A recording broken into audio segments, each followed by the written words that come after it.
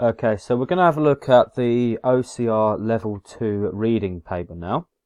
And what I'm going to do is I'm going to sort of work through the questions, and I'm sending out this specific reading paper to you guys along with this email and these videos. So if you wanted to, you could download this and have a go through it, pause at the appropriate points while we're going through the sort of walkthrough. What I'll be doing is I'll be looking at the questions. Then we will be having a look at how to go about answering those questions and thinking about what skills are needed. Then we'll have a look at the mark scheme and we'll see what the examiner thinks you should be awarded and what you're awarded for. Now, first thing to draw attention to, just as with the City and Guilds practice papers that you've looked at and you've done, it tells you that you should spend some time reading the resource documents. Now, unlike the City and Guilds, everything is in one PDF with this. The resource documents, the question paper, and the mark scheme. Please don't turn immediately to the mark scheme because obviously, you're not going to get much of a chance to practice the questions. So what I suggest you do, if you're following this, is pause the video and spend 5 to 10 minutes reading through the documents and the questions. Okay, so this is the opening question, and the opening question is largely going to be fairly similar, and it's probably going to ask you the purpose for each document. Now, it's worth 3 marks. The important thing to note here is that you will not get a mark for putting down document 1 to inform. You need to think about what it's informing the people of. So let's have a quick look at document 1 and see what we can come up with for it.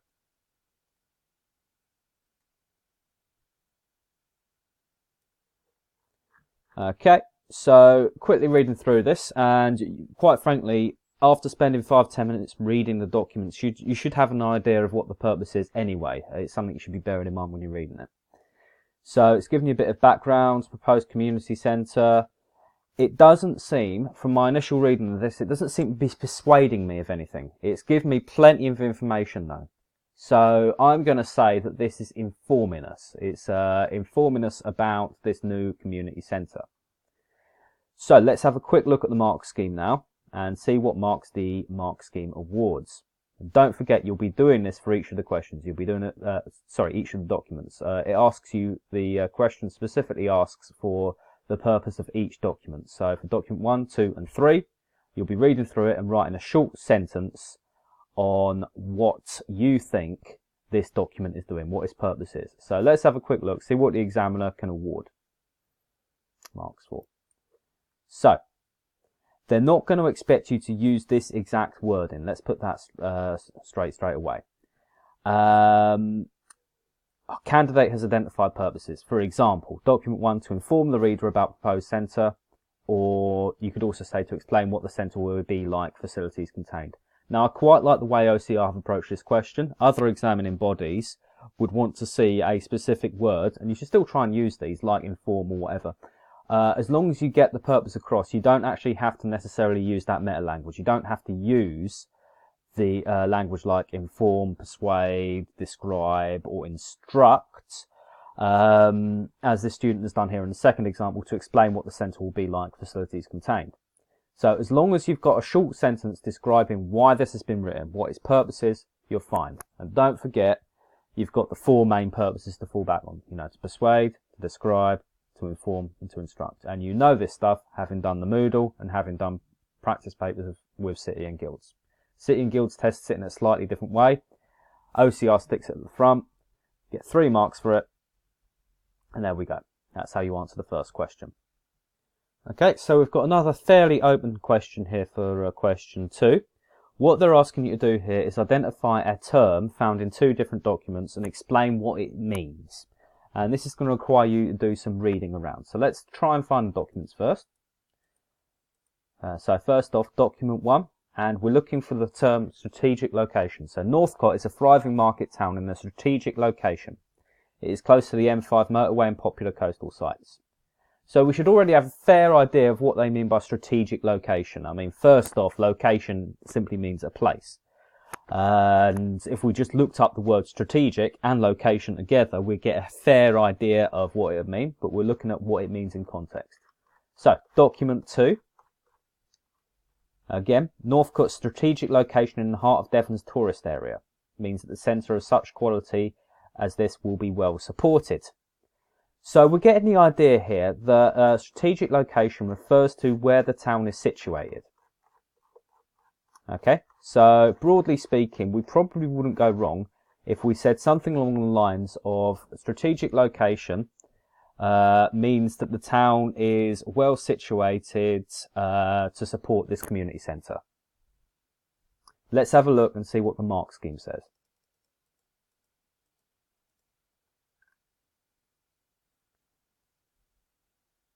Yeah, so the mark scheme says here something along the lines of strategic location, meaning where the town is means that it's in an important area specifically for the development of the centre.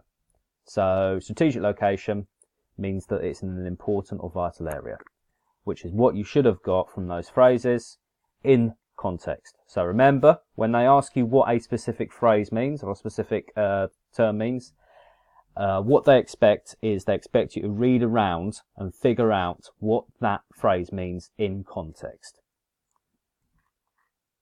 And if we go back to part 2b, you have to identify 2 ways in which Northcote is in a strategic location. And again, that should be fairly straightforward. It should just mean that we have to read around those phrases there and figure this out. So from document 2, Northcote strategic location in the heart of Devon's tourist area. So one of those pieces of evidence could be that it's in the heart of Devon's tourist area. If we look at document 1, and again, just with City and Guilds, we are going to be using more than one document for several of these questions. We've got it's a strategic location, it is close to the M5 motorway and popular coastal sites. And also a total of 20,000 people living in the town. So you could have close to the M5, you could have it's in a tourist area, and you could also have it's got about 20,000 people living in the town and surrounding villages. So that's how you go about answering question 2. Those questions where they ask you to identify a specific term that's been used, think about what it means, and also do a little bit more above that.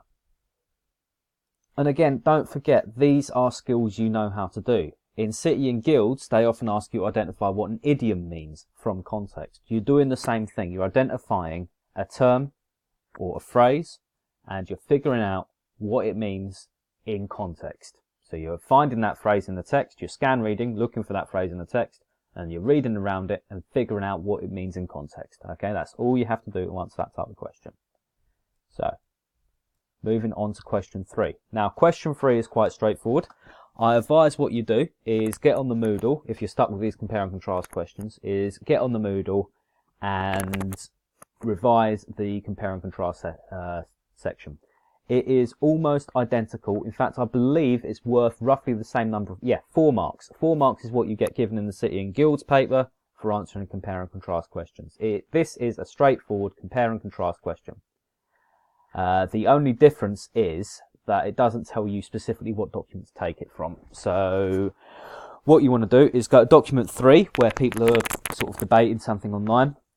Find Sheila and Ron and think about their views. And you're comparing and contrasting. So you're looking for similarities and you're looking for differences. So let's have a quick look at the mark scheme now and figure out what they expect from you for this question. If you'd like to attempt this question without looking at the mark scheme, pause the video now.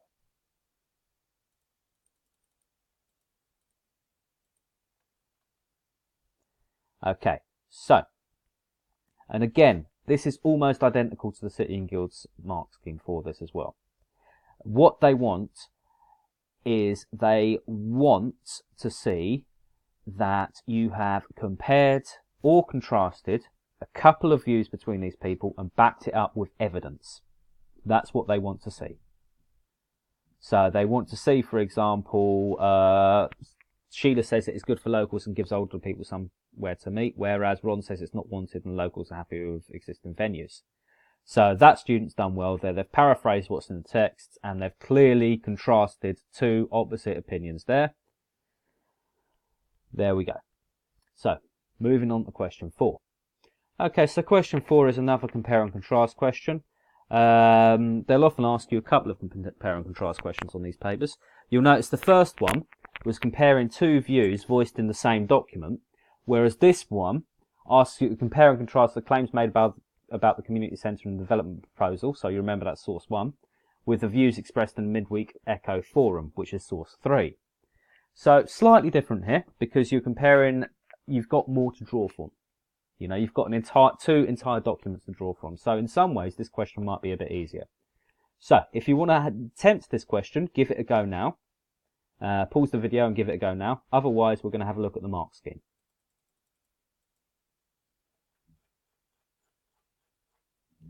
Okay, and again, what they're looking for here is they are looking for actual comparison and contrasting. You'll notice that you only get 1 mark if you've only identified some of the claims made in one of the things and not actually contrasted them. So, and again, that moves up to 2 marks if you've identified some of the claims made and some of the posts made on the forum, but you've not really compared them. And it goes up to 4 marks if you're able to identify claims made, if you're able to identify points you can compare or contrast, and backed it up with evidence. Okay, so we will be moving on to question 5 onwards in video 2. So that will be the second link that I send you.